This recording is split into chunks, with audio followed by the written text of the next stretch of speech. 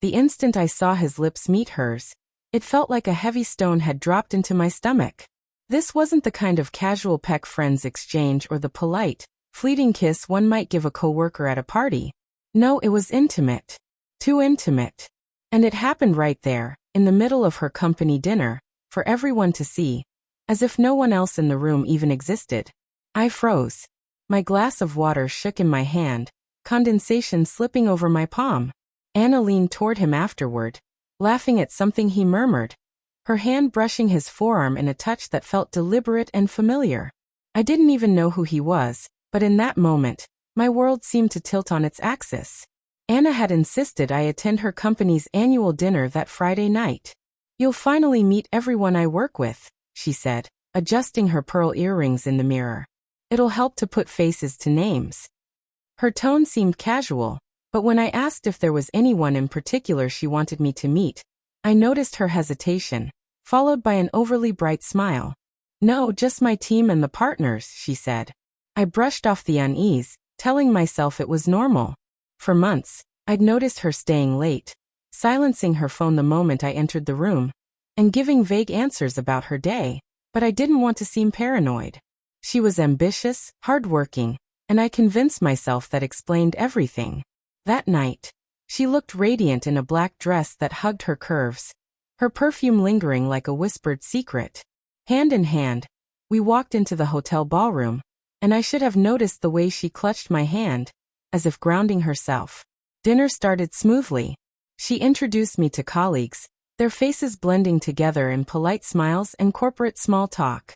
I excused myself after dessert for a restroom break, and when I returned, I walked through the side entrance at the exact moment it happened.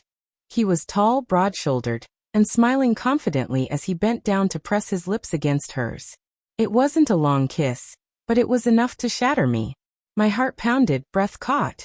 Anna pulled back slightly, eyes darting around. And when she saw me frozen in the doorway, the color drained from her face.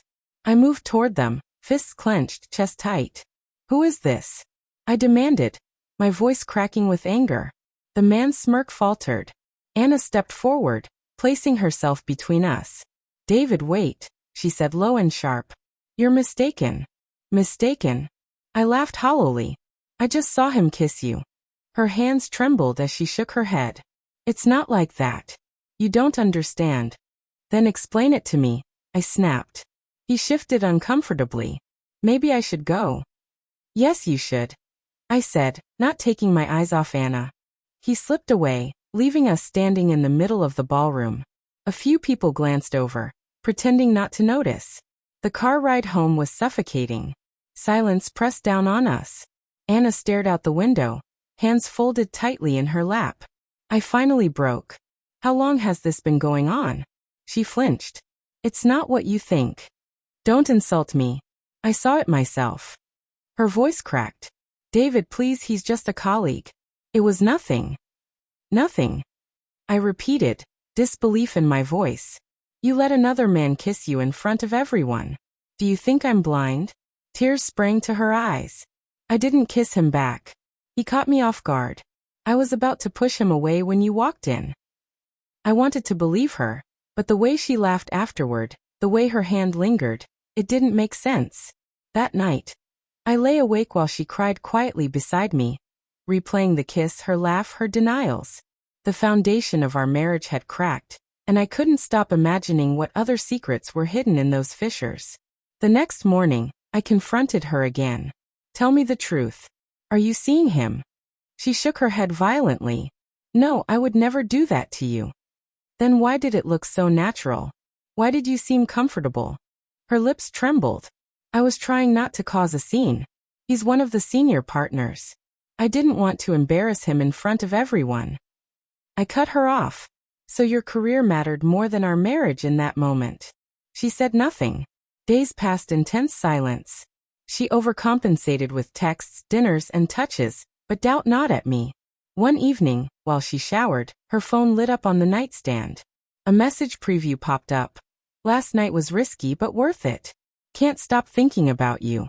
My stomach sank. When she emerged, I held up the phone. "Explain this."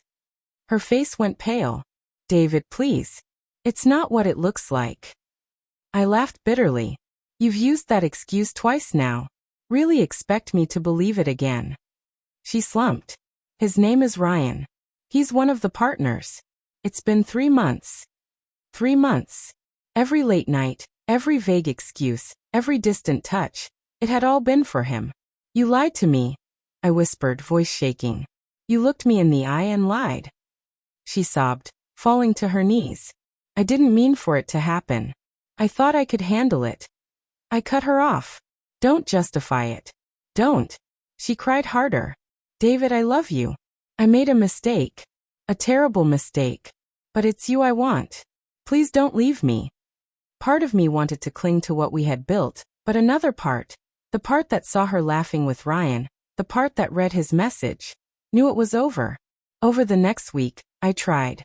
I went to work, came home, sat across from her at dinner, but the silence between us was unbearable. Each buzz of her phone, each late meeting made my heart tighten. One night, I finally said it. I can't do this anymore. Her fork fell onto her plate. David, no. My voice was firm. You chose him the moment you let this go on. You don't get to fall back on me now. Her eyes filled with panic. We can go to counseling. We can fix this. I shook my head. You broke something that can't be fixed. She reached across the table, hands trembling. Please don't give up on us. I pulled away. You already did. The next morning, I moved out, packing in silence while she cried on the couch. She didn't stop me. Perhaps she knew she had already lost me. In the following weeks, her messages poured in, apologies, desperate pleas, declarations of love, but I didn't respond. Forgiveness wasn't enough. What I had lost wasn't just trust. It was the certainty that the woman I married was truly the person I believed her to be. 2 months later, I ran into her outside a grocery store. She looked smaller somehow, makeup smudged, clothes rumpled. David, she whispered, tears in her eyes. I miss you. I looked at her, the weight of everything pressing down. Slowly I shook my head. You should have thought about that before you kissed him back. Her face crumpled, and I walked past her silent. For the first time since that night at the company dinner, I felt free.